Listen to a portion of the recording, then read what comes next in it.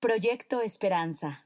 Muchísimas gracias por esta invitación. Mi saludo cordial a Morena, a la Fundación, por esos 2 años en los que México decidió rectificar la historia, su historia, en un proyecto de cambio profundo que deseo que se consolide con gran fuerza en beneficio de los más humildes, de los olvidados, de los que han tenido que irse de México durante décadas, y en favor de la transparencia y la limpieza de la política. Me alegra especialmente que Morena y México, por lo que representa en el conjunto de Latinoamérica, decida hacer una reflexión con carácter global, con carácter internacional. Quizá esta sea la primera afirmación que me gustaría hacer en este momento.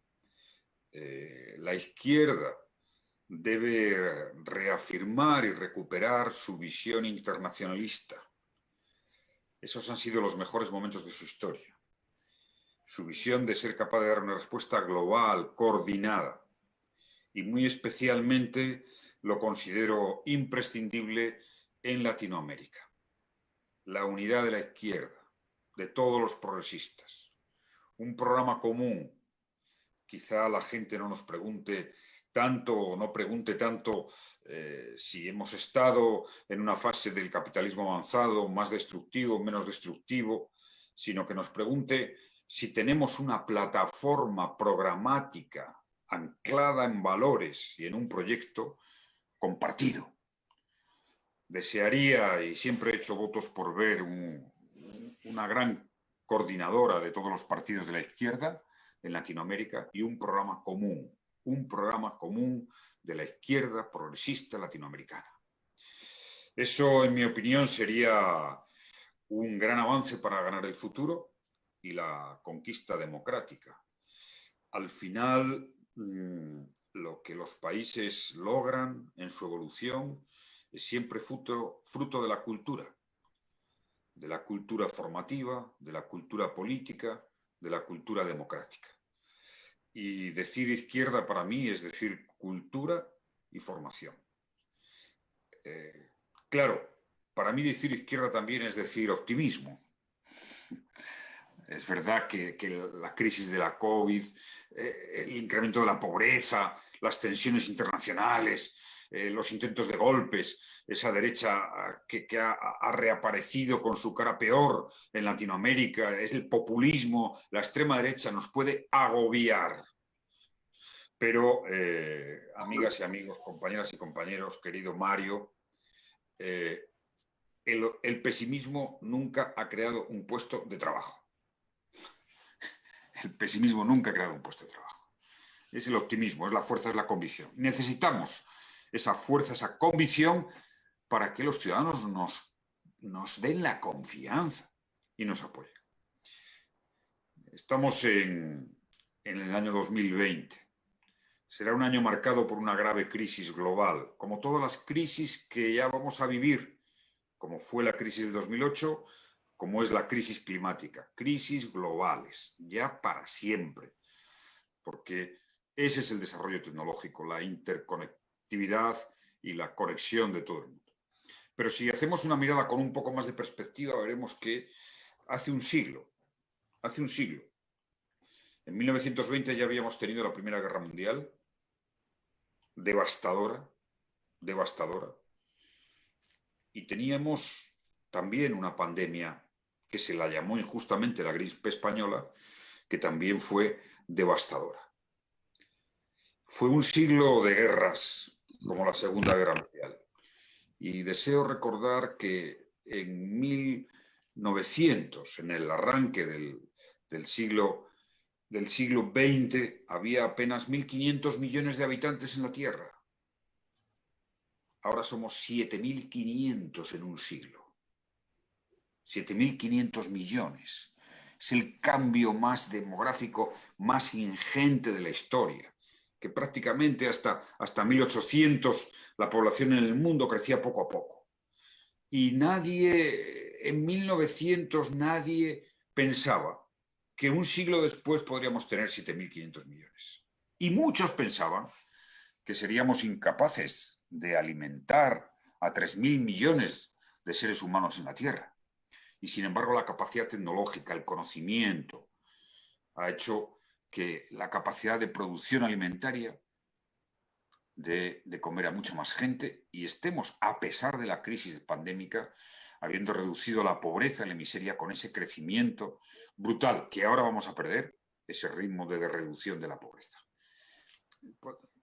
Insisto en esa perspectiva, para dar la afirmación de la capacidad de los países y de los pueblos. Se ha hablado de Corea del Sur. Hay dos países que en los últimos 50 años han incrementado más su renta per cápita en el mundo en la OCDE. Corea y España. España, con la dictadura y al salir de la dictadura, tenía una renta per cápita inferior a varios países latinoamericanos. Y hemos logrado una transformación importantísima. Con la cultura, con la educación, aún insuficiente, con problemas. Pero les daré una clave, con un sistema fiscal que nos permite que ahora este gobierno haya aprobado un ingreso básico universal para que nadie esté en la miseria. Con un sistema fiscal que este año va a suponer que la renta del trabajo, el impuesto personal, las rentas más altas paguen el 50%. Y hay una redistribución insuficiente, por supuesto. Con precariedad laboral, de acuerdo. Me parece fundamental lo que se ha dicho de la defensa del salario mínimo, la dignidad del salario mínimo. Aquí ya en España hemos, con este gobierno, instaurado los 1.000 euros de salario mínimo y los derechos laborales. Pero si hacemos una mirada al mundo, en estos momentos lo más importante de la crisis de la pandemia es que ya es evidente el cambio de relación de fuerzas geopolítico en el mundo, que este es el siglo de Asia y del Pacífico, y que China ya ha adelantado como gran líder y potencia mundial a Estados Unidos indefectiblemente. Y la crisis que hemos visto en Estados Unidos, que tiene profunda, es porque saben que van a perder el liderazgo. Saben que van a perder el liderazgo mundial a manos de China y saben que va a haber un cambio demográfico en Estados Unidos del calado como este año, que va a ser el primer año en la historia, que en Estados Unidos van a nacer más niños de las minorías que niños blancos, del blanco tradicional americano. Esto es un cambio demográfico. Estos son las dos grandes corrientes. Pero fijémonos, China, de los 10 países con mejores resultados en educación en PISA, en el último año, vamos a ver el informe dentro de poco, 5 son asiáticos. 5 son asiáticos, incluso el entorno de China. Y China el primero, en la educación. Este es el gran reto de la izquierda, en mi opinión. Hacer de la educación la gran palanca. Por supuesto, porque si no hacemos de la educación de la gran palanca, no tendremos mayorías sociales. La derecha gana a veces desde el populismo, desde el discurso fácil. A un pueblo con amplia educación, una educación auténtica, fuerte, firme, en convicciones y en valores, es mucho más difícil que los mensajes de la derecha ganen. Mucho más difícil. Y por tanto, creo que cualquier proyecto de izquierda debe tener la educación como eje central. Una educación pública, inclusiva. El mejor dinero que invierte un país es en becas. El mejor dinero que invierte un país es que ningún niño pueda dejar de tener una formación. Y junto a ello, claro, las condiciones mínimas sociales de esta crisis pandémica, los esfuerzos del Estado que hay que reforzar, tienen que ir a abolir, que ha de ser una gran promesa de la izquierda, hay que abolir la miseria. Abolir la miseria. El verbo abolir tiene una fuerza expansiva, emotiva. Quizá nos recuerde abolir la esclavitud, esa página más oscura de la historia de la humanidad, que es la esclavitud. Tenemos que dar la promesa al mundo de que a pesar de los 9.000 millones a los que caminamos, hay que abolir la pobreza. Y construir, y con esto quiero terminar, construir un sistema multilateral renovado. Las crisis son globales, la respuesta ha de ser global. Es fundamental que reformemos las grandes instituciones internacionales que diseñó Estados Unidos con su liderazgo inapelable tras la Segunda Guerra Mundial. Las instituciones como el Banco Mundial, como el Fondo Monetario Internacional, las grandes instituciones de crédito, que tienen que hacer un compromiso mucho mayor. Y pensando en Latinoamérica, ese multilateralismo debería llevarnos a exigir un gran plan de reconstrucción post-COVID, un plan de reconstrucción en el que estuvieran presentes el Fondo Monetario Internacional, el Banco Mundial, el Banco Interamericano de Desarrollo, la CAF, Naciones Unidas y todas las instituciones regionales. Es decir, este sería, en mi opinión, una primera gran propuesta para Latinoamérica. ¿Estoy pensando en el plan de reconstrucción europeo? Sí, que puedo asegurarles que ha sido la mejor noticia desde hace décadas en Europa. Un plan keynesiano, de endeudamiento y de mancomunar la deuda. Y que después de la nefasta experiencia de la gestión de la crisis por las instituciones europeas y las grandes instituciones internacionales de 2008-2009, ahora hemos podido tener un plan de reconstrucción que salva Europa, y que desde luego, lo explico por mi país, nos va a permitir, fíjense la cantidad, para invertir en la salida de la COVID y para reconstruir y apoyo social, nada más y nada menos que 140.000 millones de euros, 140.000 millones de euros, de los cuales 70.000 millones van a ser de una transferencia, de una subvención.